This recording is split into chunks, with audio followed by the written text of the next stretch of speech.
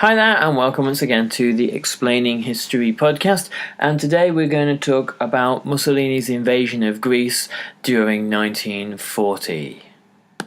On the 28th of October 1940, Mussolini invaded Greece and Albania with 162,000 troops. Hitler had no idea what Mussolini had planned. Nor did Marshal Graziani, the commander of his forces in North Africa, have any prior knowledge, and found out only when listening to radio broadcasts from Rome. Mussolini took one of the most impulsive and poorly thought through decisions of the war. And it was really a response to Hitler's successes throughout 1940. Not only had Hitler been successful in Western Europe, but also Hitler had seized Romania to take control of the Ploesti oil fields, which were going to be the Third Reich's lifeline until oil in the Middle East or Russia was accessed. And it was this that incensed Mussolini into action. In order to understand this impulsiveness, you need to kind of look at the founding ideas of Italian fascism. Italian fascism was about the notion, the fascistic notion of constant action and dynamism, that a strong leader, a strong charismatic leader in the guise of the Duce, was able to interpret the national will and guide the nation in the direction that would benefit it, and take it back to notions of glory and national pride, and the recreation of some sort of approximation of the Roman Empire.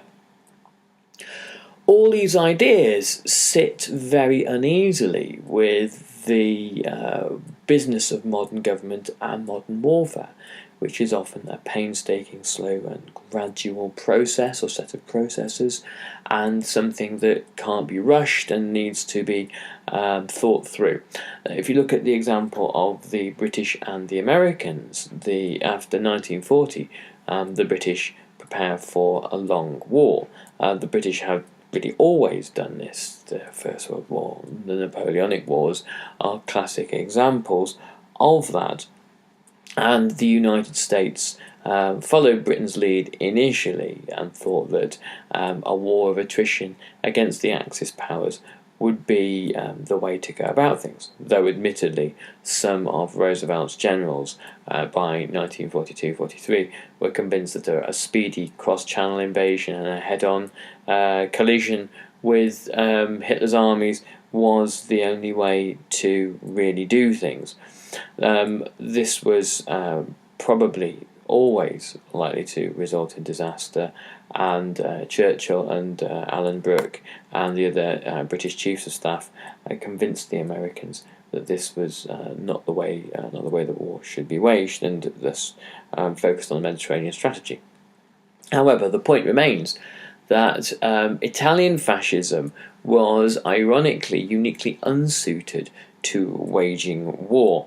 And I say ironically because it was inherently a warlike ideology, and the idea that war was beneficial, that war socially separated the wheat from the chaff, that war would transform the rabble and the riffraff that Mussolini saw Italians as being into a keen, hard, martial people who were able to withstand hardships.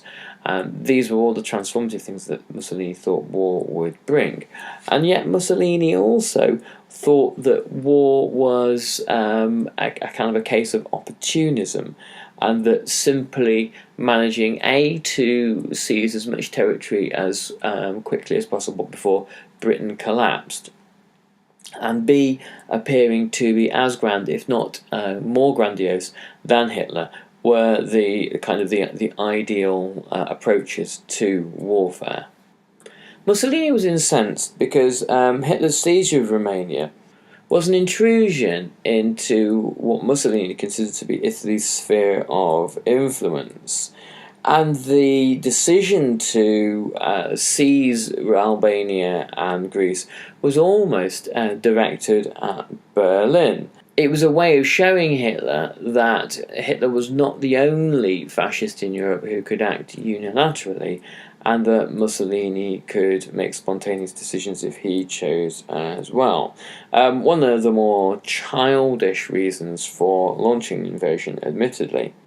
The British and the Greeks had, since the Treaty of Versailles, had close relations, and Mussolini eyed these with suspicion, alleging that Greece was a base of support for Britain in the Mediterranean and therefore a threat to the Axis powers.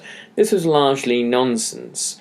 The Greeks were a small and relatively impoverished nation, unable to offer a serious role in the war, not against powers like Italy and Germany anyway. And what support the British had given to Greece was fairly limited, fairly thin on the ground. It was therefore assumed by Mussolini that a campaign against Greece would be a walkover. He saw the acquisition of Greece as being simple, straightforward, rapid, and one which would not present Italy with any significant problems. Of course, it's hubris like this that always ends in downfall.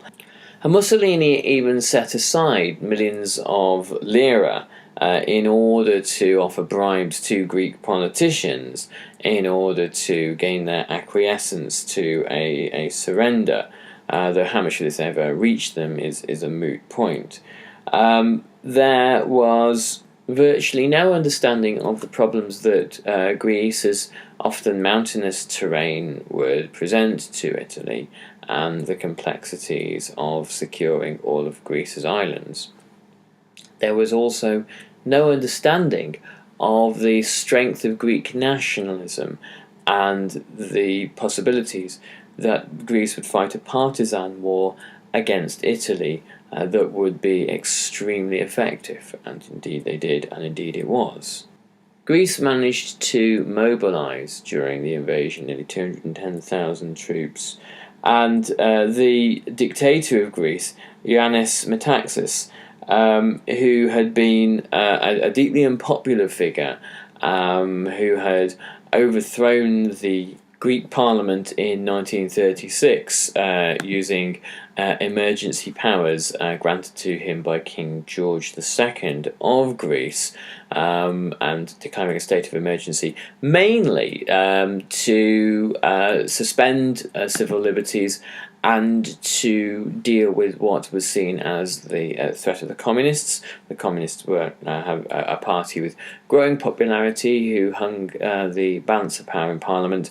And Metaxas was this divisive national leader who created the divisions in Greece that would explode into civil war from about 1944 onwards, and not really be resolved until the end of the 1940s. He managed, as a result of the invasion, to become a figure of national unity, and became a rallying figure for the anti-Italian effort.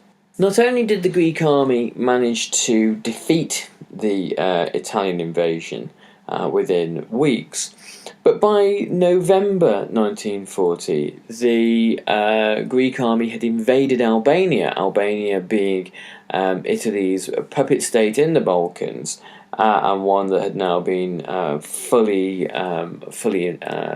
garrisoned by Italian troops. They invaded Albania, and the general in command in Albania, Ubaldo Sodu, quickly asked for an armistice with the Greeks. Now, how can all of this be explained? How is it possible that a much smaller, economically weaker country like Greece was able to humiliate Italy in this manner? Well, firstly, this is the second campaign of the war for Italy, the first not being concluded in North Africa.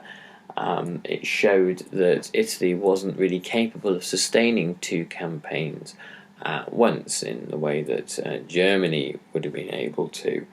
The reality was that Italy was very poorly prepared to go to war.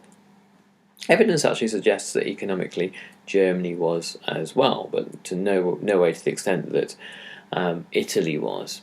And Italy had exhausted a lot of its economic and military energies during the 1930s in campaigns in Spain and Abyssinia. So this was the fourth or fifth year of Italian campaigning in and around the Mediterranean and North Africa, whereas this was the first campaign for the Greeks. Add to this the lack of planning by Italy, the Italian lack of any sort of competence coming from Mussolini, and the impulsiveness of the decision to invade, and you have the recipe for disaster. It is highly likely that Italian troops, poorly supplied and equipped and fed and paid, simply saw their morale crumbling. It's also the case that many Italian soldiers had little idea as to what the point of an invasion of Greece was. They were poorly motivated, whereas the Greeks, defending their home country and their home soil, were determined to fight on to the end no matter what.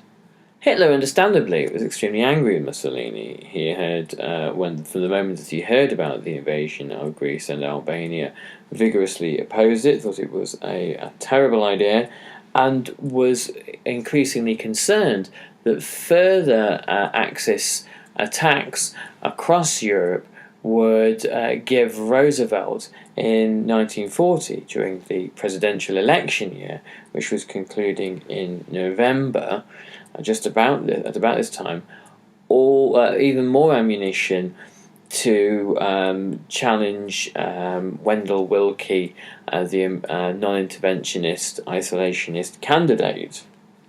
And obviously Roosevelt wins the presidential election that year.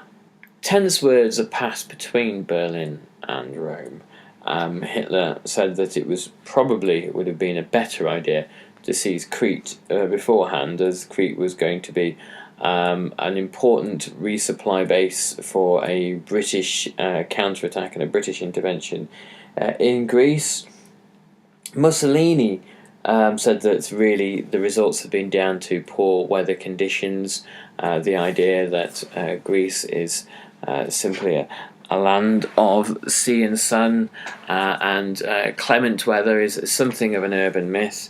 The mountainous interior of Greece can often be freezing cold, particularly obviously in winter time, and Italian troops, of course, were not equipped for this. In order to prove himself to Hitler, Mussolini said that he would now commit a further 30 divisions against Greece, and that there would be a violent ethnic cleansing, that any urban centre with a population of greater than 10,000 would now be razed to the ground. Obviously this didn't happen. This was all bluster and talk. And in the coming months into early 1941, Greek and Italian armies stand off against one another in the Albanian mountains. The winter of 1940 to 41 is one of the coldest of the 20th century, and the living conditions for both armies were appalling. In Max Hastings' All Hell Let Loose, he quotes Sergeant Diamantis Staphylakis, who wrote in his diary in January 1941, "The door of our shelter will not open because of the snow. The fierce wind drives the snow up against it. Today it is raining again. We are soaked through. There is no chance of lighting a fire because the smoke chokes us.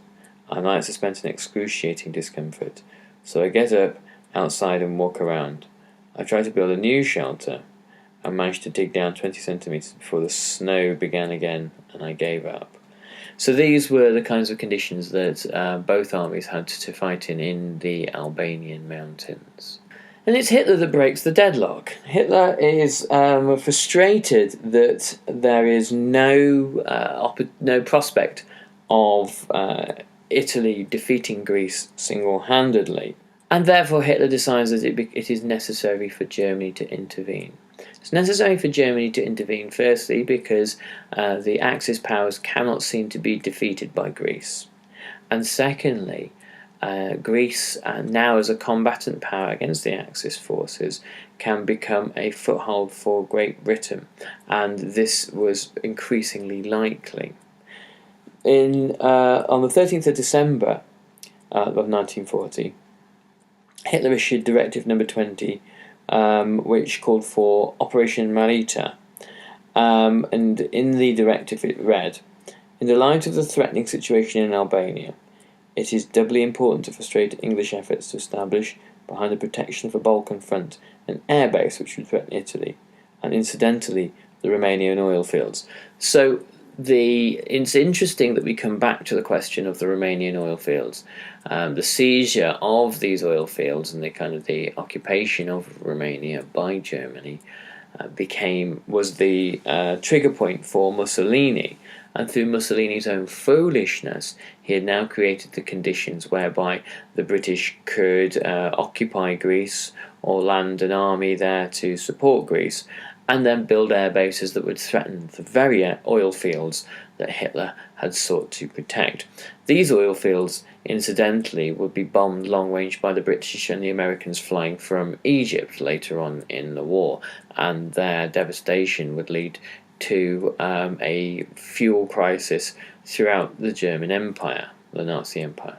Germany's de facto occupation of Romania had begun with the installation of Ion Antonescu as the Prime Minister, the Romanian general, on the 12th of October 1940. Now, I did do a podcast 2 years ago on Romania during the Second World War and Romania and the Holocaust, in which Antonescu is mentioned.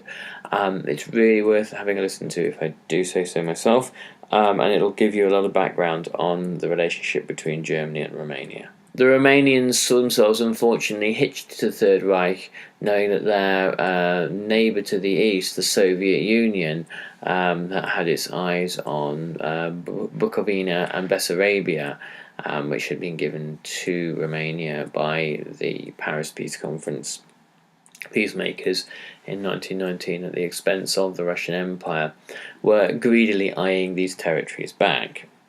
In March 1941, Bulgaria joined the Axis. This was 2 months after Metaxas himself had suddenly died. He died on the 29th of January 1941. And the general mood in Italy was one of national humiliation, that the speedy victory that would have given Italy resources and national glory in Greece and Albania that had been promised fails to materialise, again from Hastings. A police informant in Milan wrote, Many pessimists see Italy as a protectorate of Germany, and concluded that if we endured 3 wars, the severe losses of the navy, the sacrifice of our raw materials and gold reserves, in order to achieve the loss of our political, economic and military independence, there is nothing to be proud of about the policies followed. And of course, the war and the diversion of resources away to the Greek and Albanian front and to North Africa meant that food became more scarce in Italy. It led to food price inflation and rationing cuts. And so this meant that the already shaky desire for war in Italy went into nosedive following the humiliations of 1940 to 41, and the ease with which the Germans eventually do defeat and indeed devastate Greece simply presents the Italians with the truth that they are always bit players in Hitler's war. The Yugoslavs, during a palace coup in March 1941, wind up very briefly with a pro-British regime. The response from Germany is the committing of 36 divisions to Yugoslavia, sweeping away the Yugoslav army on the 6th of April. Bombers attacked Belgrade in a devastating aerial bombardment, which far eclipses anything that was meted out in one attack on a British city. Some 17,000 people were killed in the bombing. Something really which is more akin to the death toll from the aerial bombing on Stalingrad. The British began to land the forces which Churchill had diverted from North Africa, mainly Australia and New Zealand. They began to land those forces in Greece. The catastrophe that Churchill was about to bring about was, again, an interesting kind of mirror to the impulsiveness of Mussolini. British operations in North Africa had gone extremely well up until this point. British supply lines in North Africa were stretched very far. One of the problems with waging war up and down the thin strip of land between the Mediterranean Sea and the beginnings of the Sahara Desert was one of supply lines. When one army became overstretched, it had to withdraw, and another army, coiled like a spring, would push it back. The German army landing in Libya was ideally designed to do this, and particularly when Churchill stripped out 56,000 of the best fighting men from the British army that was marching from Egypt. This made a collapse in North Africa almost inevitable, and by mid-1941 the German army is marching on Alexandria. This decision also put a lot of pressure on internal British imperial politics. It was not really the place of Churchill to decide where Australian, New Zealand or other Dominion soldiers were deployed. It was the place of Dominion governments, which were part of the British Empire and had the Queen as the head of state, but had almost exclusive self-determination in terms of foreign and military policy and every other significant area of public life.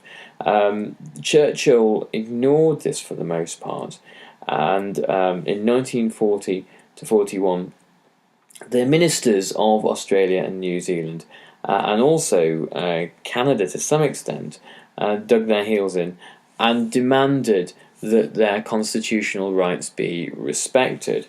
Australian Prime Minister Robert Menzies attended in 1941, on the 24th of February, the War Cabinet, where the decision to deploy Australian troops was taken. However, the scale of risk was played down, and the speed with which a likely victory was obtainable was played up. And this gave Robert Menzies a misleading impression of what was the likely outcome in the theatre. New Zealand was treated with even less regard and respect.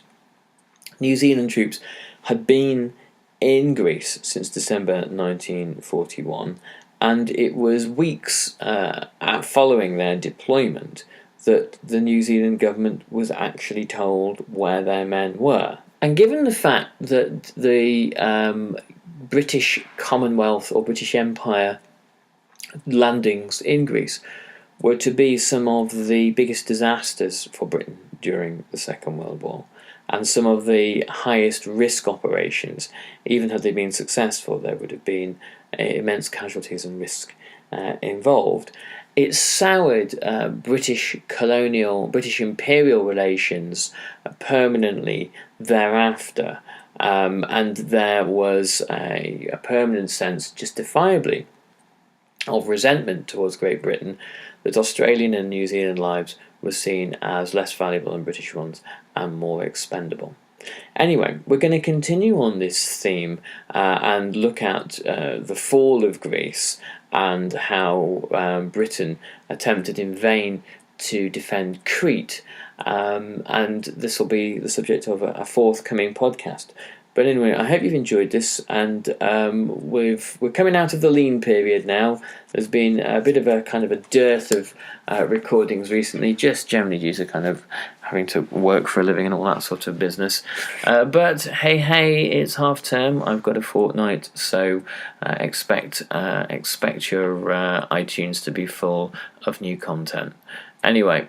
Speak to you soon, and always come say hi at the Explaining History Facebook page. Give us a comment. It's great to hear from listeners, and if you can, give us a good write-up on iTunes. That would be very, very gratefully received. Thank you. Bye-bye.